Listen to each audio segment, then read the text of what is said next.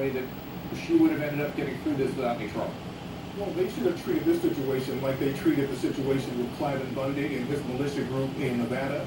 They should have treated it like the situation with the standoff with the militia group in Oregon, where they had guns pointed at law enforcement for months at a time. They could have went in there and neutralized the situation without murdering that young lady and shooting her son. There were several non-lethal methods they could have utilized to neutralize that situation. But unfortunately, when it comes to black citizens, it's the shoot-to-kill mentality, and that's the problem that we have. Bobby, what about doing something less? So I know what Tariq, I know what you're thinking, which is that there was a bias that caused them not to do what Bobby is suggesting, right? Absolutely. Okay. This is over a traffic warrant, so nobody should be executed over a traffic warrant. Okay. So Bobby, how do you address that?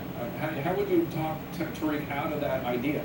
Well, I don't approach it from that idea, so it's really difficult for me to put myself in Tariq's mindset. I don't come from the same perspective. I know, I understand that, but given that, and then you're both agreeing on what should have happened, what happened reinforces his perception. How do you help him understand that there just was a lack of training, perhaps? There could be a lack of training. I'm not familiar with this police department and their training and their equipment, but yeah, I think maybe it's time for a more national debate on policing and those kind of tactics. I know a lot of the large police departments, the large cities have them, but you know, maybe it's time for some leadership on a national Well, I've been saying that for a long time, that there's such tremendous variation amongst the various police forces. But Sierra, you know what I'm getting at here. Just solve this for me. Help me.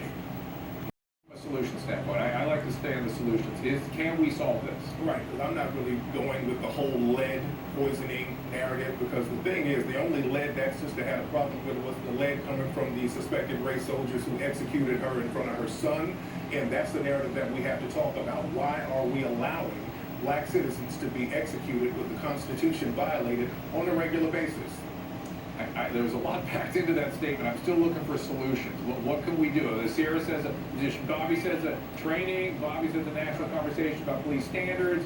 Go ahead, Tariq. It's not about training. You're going to have to punish certain people who work within law enforcement acting as race soldiers, as the FBI warned us about in 2006. Once these people are punished, people who are classified as black will not have a fear of going out and interacting with people in law enforcement. That will be the major solution right there. Well, let me, I'm not sure, Tariq, that will be enough. I mean, look at this woman's sons. Korryn's sons are going to have trouble for the rest of their lives looking at police officers and not thinking about what happened to their mom, right? Yeah, even if that didn't happen to their mother, they're black children who still have to look over their shoulder and be fearful for police officers. Look at what happened with Tamir Rice in Ohio. You have black children who are targeted and shot by people working in law enforcement. We've got to stay on the solution, Bobby. You don't want to talk about that. Yeah.